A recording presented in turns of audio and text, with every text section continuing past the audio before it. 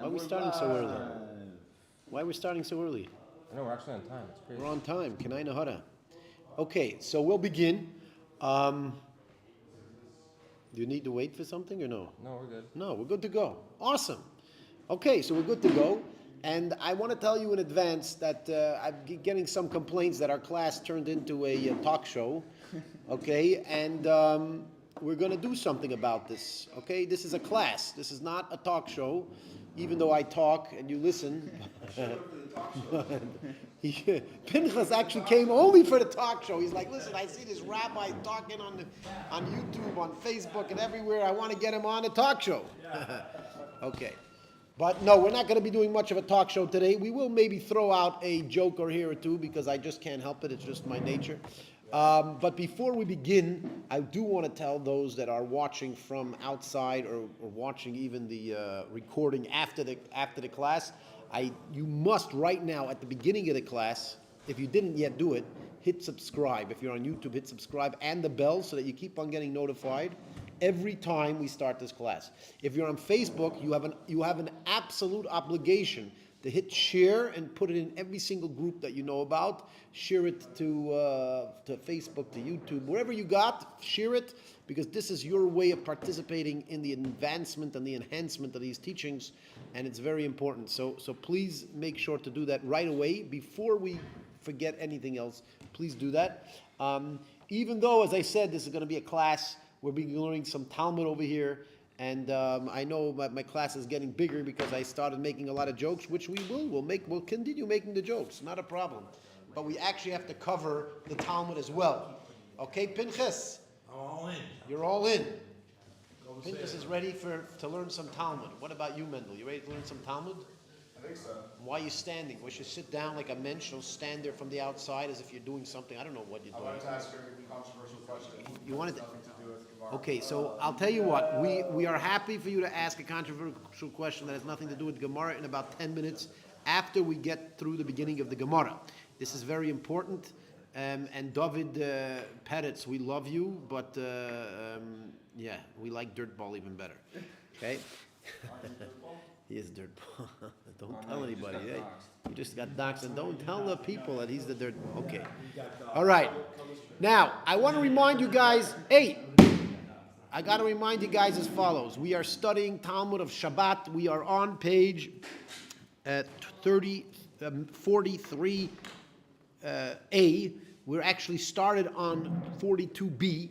So we were discussing a Mishnah. The Mishnah says that you're not allowed to put a bowl to catch the oil dripping from a candle on Shabbat. What is the reason that we cannot do that? Why can't we do that? Why can't muksa what? What's muksa? Oil's muksa. Okay? Is that what it says in the Mishnah? The bowl is muksa if it's on Shabbat. You didn't intend for Huh? It's on Shabbat, the kli is muksa. It's on Shabbat. Okay, so everybody, I like the fact that everybody's giving their theories over here, but if you want to properly study the Gemara, you want to understand the Mishnah, the simple answer is the Mishnah doesn't say. Okay? I want you guys to understand the Gemara here today. Okay? Unfortunately, people have been complaining that I'm talking about everything besides the Gemara, which does happen, and sometimes it's very entertaining for the people in the class and even for the people watching on YouTube, Facebook, Kick, Twitch, and whatever it is. Yeah, one of the people that were complaining is not here now, but that doesn't make the point is, oh, now he's here. You see, here he goes. But the point is that this must remain a Talmud class with jokes, not some jokes with a Talmud class. Okay? Very important. And we're going to do that. We're going to maintain the integrity of this class. All right? Now, as I said, the Mishnah says you're not allowed to put a bowl on Shabbat to catch dripping oil from a candle. What is the reason the Mishnah gives? The Mishnah doesn't give a reason. Right? And since the Mishnah doesn't give a reason why this is prohibited, that's essentially what the Gemara is going to be discussing, Mr. Dan Tzaddik. Okay? So the Gemara is basically going to spend its time trying to figure out why on earth can I take a bowl and put it under a candle to catch the oil? Right? And it says, by the way, it says if you put the bowl there the day before, then you're obviously allowed to, because meaning it's not Shabbat, you're allowed to put the bowl there prior to Shabbat to catch the oil. However, you're not allowed to use the oil that drips into it because it is not prepared, it is not ready for Shabbat. Right? Good? Also, because the candle is set aside for mitzvah, you can't use the oil which is coming from the. Again, so let me remind you, Mendel, something very important you need to know about the Talmud. Okay? Everything that you know from previous information, from learning later on the daf. Okay? When we're speaking to the Mishnah, It's on the Mishnah. it is on the Mishnah. It's on the Mishnah. The Tosfos on the Mishnah says that. It says, yeah, All right. Okay. that's the reason that it gives. Okay. If you say the Tosfos mentions it, it does mention something like that. The point is that the Mishnah does not give a reason. Since the Mishnah does not give a reason, we need to find a reason. And that's what the Gemara is going to do. And even the Tosfos probably did this by looking at other Gemaras. Yeah, I was trying to compare tradition. And by the way, that's why I tell you that Rashi, the job of Rashi is to help you with the Gemara. The job of Tosfos is? To confuse you. No, not Chas v'Shalom. I say Rashi's job, Rashi came to help you make things simpler. And Tosfos came to make things more complicated. And that's actually true. Because Tosfos is assuming you already understand this Gemara. Not only does he assume you already understand this Gemara, he assumes that you understand every single Gemara out there. And now he's going to try to, combobblize, whatever it is. No, to kind of put everything together and explain it the way it needs to be explained. Yeah? Yeah. He says, I know the answer. I know the answer to what question? Somebody says here, Rock the Merciful. Who's Rock the Merciful? Is that one of the people in my class sneaking up on me and Rock the Merciful? Is that actually somebody else that is somewhere else putting a message over here? Apparently it's somebody else. He says, I know the answer, but I don't remember asking a question. Did I ask a question? By the way, please answer the question because I don't know what question it is. Mr. Rock the Merciful, what is the answer to what question? Did I ask a question, Danza? No, I don't remember. But maybe I did. Maybe I did, and I'm sorry. If I ask a question, please answer it, etc. What's the matter? Good. Now, as I said, Rashi here is to make your life easier, and Tosfos is here to make your life more difficult, and that's just the reality you got to deal with. Okay? So, now, the Mishnah does not give a reason. The Gemara is going to try to figure out the reason. In order for the Gemara to try to figure out the reasoning behind why you're not allowed to take a bowl, which normally you're allowed to take a regular bowl on Shabbat and you're allowed to use it for whatever you want. But here it says you're not allowed to take this bowl and put it under a dripping candle to catch the oil that's dripping off of it. Now, why on earth I can move the bowl for whatever purpose I want except to catch oil dripping from a candle on Shabbat? Why? There's got to be a reason behind it why that prohibition is unique and different to everything else. Huh? What's that? No, I don't want guesses. I want answers. And maybe that's the question. Did I ask? Maybe I asked that question before. Maybe that's what he's trying to speak about. If you have an answer, answer the question, please. Anyways, I'm reminding you guys that if you want to ask a question, you could definitely put it in the comments, whether you're on YouTube, on Facebook, etc. Even if you're in the class, you're also allowed to ask questions. Don Sadiq, if you're in the class, you could ask a question. We're not excluding the class, people in the live class, from this conversation. They're an essential part of this conversation. As a matter of fact, there's more people in this class than there is online. We're trying to change that with your help. If you share this and comment and make a big deal out of it, then maybe we'll have more people in the online than in class. But right now, still in class, we have more people. Okay? Now, again, the Gemara is trying to determine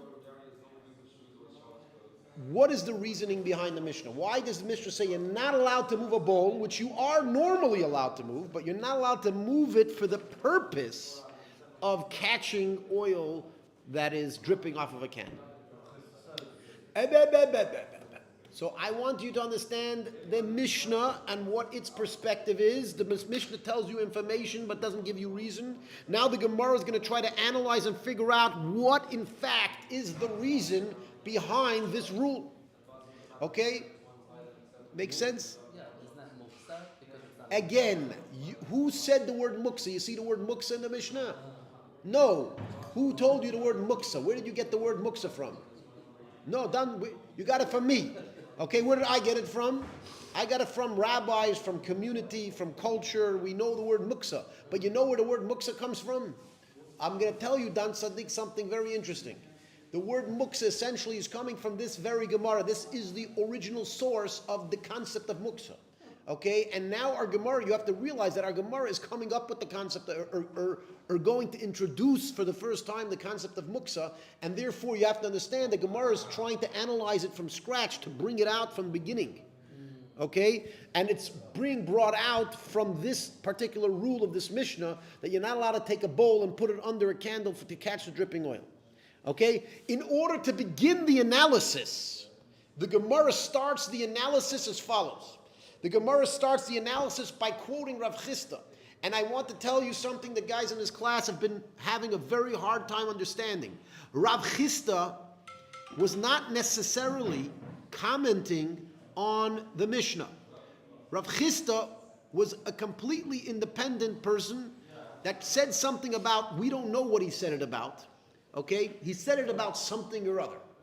Now, because of his statement, we're actually, Rav Chisda's statement also is very similar to the Mishnah, where it gives a rule and it doesn't explain why. And based on Rav Chisda's rule, somebody's going to try to analyze Rav Chisda's reasoning, and based on Rav Chisda's reasoning, we're going to try to pivot back and use the same reasoning to explain the Mishnah. Okay, so again, Rav Chisda is an independent person. He's not commenting on the Mishnah. He just commented. We don't even know what the context of his comment is. We don't even know what the context was. All we know is that he said something. What did he say? So he said a different rule, not the same rule of the Mishnah, completely different rule, okay? Here's why a lot of you guys were struggling before, because you thought that he was commenting on the Mishnah. He's not. Rav Chisda said a random statement that we're going to use to analyze, to pivot back to the Mishnah. But you have to understand, Rav Chisda is a random statement, had nothing to do with anything that we know about. We don't know what context Rav Chisda said that particular statement. We don't know. Okay? Now, Rav Chisda's statement is as follows. Even though we told you you could not put a bowl under a chicken to catch the egg, but you could turn a bowl on top of an egg to protect it if it's in the garbage, for example. Okay? Now again, it's a completely different scenario. The scenario given by Rav Chisda is a scenario where you're trying to catch an egg dumping out of a chicken. Okay? It's laying an egg and you want to catch it. Okay, now could you give me a scenario where a chicken is going to be so nice and toilet trained that you're going to actually be able to catch an egg in a bowl under the chicken? Is that possible? Is anybody out there have ever tried to mess with chickens like this? No? Anybody? You did chickens? It's called a nest. Huh? It's called a nest. What's called a nest? Chickens lay their eggs. First of all, not really. The chickens don't always lay their eggs. They don't always make a nest. They try to find a soft spot. They try to find a safe spot to lay their eggs. However, one thing for sure is I've never heard of a toilet-trained chicken that can literally lay an egg in a bowl. So how on earth are we laying an egg in a bowl? How on earth are you trying to put a bowl under a chicken to catch its egg? How's that happening? So, as we said, Rashi explains that we're talking about a farmer that sees he sees his chicken laying an egg on a slanty spot. And what's going to happen is he sees he has brains over here. He has some things up here, okay? And he is basically foreseeing that this chicken is going to lay an egg on a slanty spot, and it's going to roll down and it's going to crack. In order to prevent him from losing this egg, he wants to put a bowl aiming it where the chicken's going to lay it, on the top. He's laying it on the top of the slope. He's laying it on the top of the slope, and this farmer is going to put the bowl at the bottom of the slope, so when the egg rolls down, it falls into the bowl, right? That is what Rav Chisda basically says you're not allowed to do. Okay, you're not allowed to put a bowl in a spot where you know the chicken's egg is going to roll directly out of the chicken's tuchus and into the bowl. Okay, you're not allowed to do that on Shabbat. However, he says, if the chicken already laid the egg, and perhaps the chicken laid the egg in a place that is dangerous for the egg. For example, a garbage dump. If the chicken laid an egg in the garbage dump, it's very possible that the chicken is going to, that some person is going to go dump out his garbage and is going to step on the egg and smash it. And then it'll be very hard to clean it up, and it's very hard to get the egg back. Okay? We need to, what do we need to do? Huh? So the farmer wants to cover the egg with a bowl so that if somebody steps on it, he won't step on the egg, he'll step on the bowl, and the bowl is going to protect the egg from cracking. Okay? So again, to put the bowl in order to catch the rolling egg, we say, no, you cannot do that. To put a bowl upside down on top of an egg in order to protect it from somebody stepping on the egg, we say that is allowed. Okay? That is Rav Chisda's statement. That's the only thing he said. He didn't say anything other than that. He did not say it in conjunction with our Mishnah. He just said this statement. Sometime he said, we have no idea when, we have no idea what, we have no idea what the context is. That's all he said. We don't know anything else other than what Rav Chisda said in the Gamara. That's what we know. Okay? Now, as I said, Rabbah is going to try and explain, Rabbah is going to try and explain the reasoning behind Rav Chisda's ruling, and based on that, we're going to try and pivot back to the reasoning of the Mishnah. That's what we're trying to do. Okay, do you understand, Dan Sadiq? Yes. Good. What about you, Pinchas? Ken? You're sitting here live watching me on YouTube as well, right? No, Or no? I'm looking this stuff up. Oh, you're looking up the things. Oh, wow, Baruch Hashem, I see you with a computer. I thought maybe you saw you wanted to see me on YouTube as well. Somebody once told me that I look more interesting on YouTube than I do in person. What do you say? Is that I think that might not be true because Pinchas over here, he was watching me on YouTube, and then he came here and decided he wanted to come live.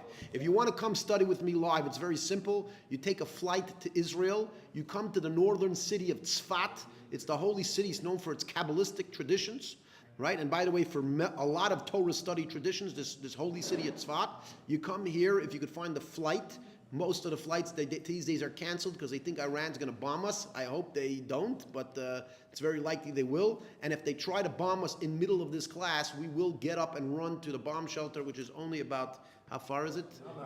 Not even 20 feet away, except Pinchas. Pinchas, he has this tradition, whenever the bombs fly, he runs outside, he likes watching them. I take pictures. We just hope that he doesn't get to watch them too close, because you never know. Pinchas does this all the time. This guy's, I'm telling you, he hears the alarms go off. The bombs are coming, so everybody's running into the shelter, holding their heads, and Pinchas is like, I'm gonna see the Iron Dome smash them, and boom. Pinchas, can I know that? Yes, I'm not going to be joining you on your run today, Pinchas. I hope it's not. I hope we don't have to go on the run today, but I'm not going to be joining you. Anyways, back to what we're saying. What are we saying? So again, Rav Chisda said something independent about the two usages of a bowl to protect an egg. One is protecting a falling egg to catch it in the bowl. One is protect an egg that's already there by putting the bowl upside down on top of the egg. Those are our two options in this situation. Okay? Good. Where are we? So now that we have the Mishnah, which is a statement, we're not sure exactly what the reason behind the statement is. And we have Rav Chisda, who said another statement that we're not sure what it is. Comes Rabbah, and the Rabbah is going to try to explain the reasoning of Rav Chisda, and through the explanation of Rabbah trying to explain the reasoning of Rav Chisda, we're going to try to understand the reasoning of the Mishnah. Does that make sense? Good. Okay, what does Rabbah say? Rabbah makes a statement. He says, what is the reason of Rav Chisda? The reason of Rav Chisda, according to Rabbah, is as follows. It is not normal for a chicken to lay an egg from, it's not normal for a chicken to lay an egg in a slanty place. It's not normal. It is normal for a chicken to lay an egg in a garbage dump. That is normal.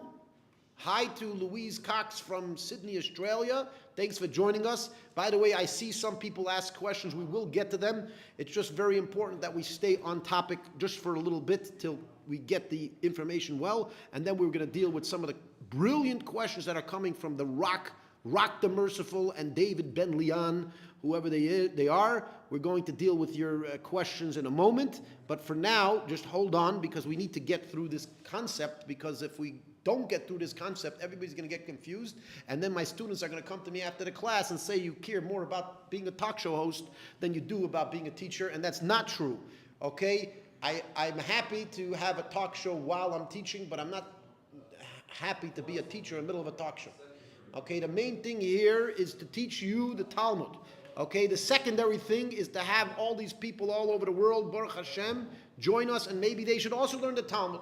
And in order to help them and encourage them to be part of our program, I throw in a joke here or there too. Okay, that's the only reason I do it. I don't do it because I'm a comedian, a stand-up comedian. When I was a kid, they told me, you know what they told me when I was a kid? They said, if you want to be a stand-up comedian, just stand up and everybody will laugh. That's what they said. They can write to you for the papers. They could what? Write to you. Oh, they could. By the way, we have worksheets. If you want to be really part of this class, you can send me a message and an email, a message if you want to know how. Put in the comment if you can't figure out how to send me a private message, and I will respond to you and tell you how to send me a private message. But if you want the worksheets, they are available, and I'm happy for you people online to use them as well. Okay? Let's get back to the Gemara. Once again, Rabbah says that the reason for Rav Chisda is that a normal rescue is allowed on Shabbos, an abnormal rescue is not allowed on Shabbos. Now, I need to explain to you what a normal rescue is and what a non-normal or abnormal rescue is. We're not talking about saving somebody's life, because on Shabbat you're always allowed to save somebody's life. There's no problem with that whatsoever. Okay? That's not what we're dealing with. When we're trying to say you're trying to rescue a piece of property, a piece of value, you're trying to rescue that piece of value, okay? In those situations, if it's normal for you to need to do that rescue, it proves that prior to Shabbat, you already intended for that possibility, because it's a normal possibility. And because you intended that I might need to protect this particular piece of property on Shabbat, therefore you're allowed to engage in that rescue on Shabbat, because at least subconsciously, in your mind prior to Shabbat, it was extremely likely that you will need to do this on Shabbat. However, if it's an abnormal rescue, if it's something that's not normal to happen on Shabbat, or not normal to happen at all, right? Only every once in a while you see an interesting situation where you're like, oh, if I don't do something, something might break. For example, if you're walking down the street and you see from the 5th floor is falling a beautiful vase made out of crystal. Crystal vase is falling from the 5th floor, and you know, if I run and I catch it, I might actually be able to prevent it from cracking. Is it normal for that to happen? Is it normal for a silver vase to fall out of a 5th floor? Yitzchak says it depends. So let me ask you something, Yitzchak, if you think it depends, okay? Mr. Yitzchak over here, could you please tell me how many times did you see a vase fall out of a 5th story window? Well, I want an answer to the question. How many times did you, Yitzchak, actually see a vase falling out of a 5th story window? How many times? No. Again. I don't want you to be what they call in Yiddish an Iber Chacham. You know what an Iber Chacham is? Do you know what an Iber Chacham is? Iber Chacham is like an overwise, it's like a wise guy. A wise guy, like Iber really means like on top of, or a greater wise. You're going to figure out how to be smarter than me, okay? Again, if you can't answer the question, we're going to go to Ruvain. Ruvain, how many times in your life did you see a crystal vase fall out of a 5th story window? 1.5? Never. You never saw it. Never happened. And since it never happened, it's obviously not considered a common rescue. It's considered something that happens every once in a blue moon, but it's not common. Okay? So we just let it fall. What's that? You let it Again, we're talking about from the perspective of what we're discussing, what is normal rescue, what is abnormal rescue. It's not normal for a vase to fall out of a fifth-story window. It's also not normal for you to... This one broke down on us. Okay. Can we see last chats?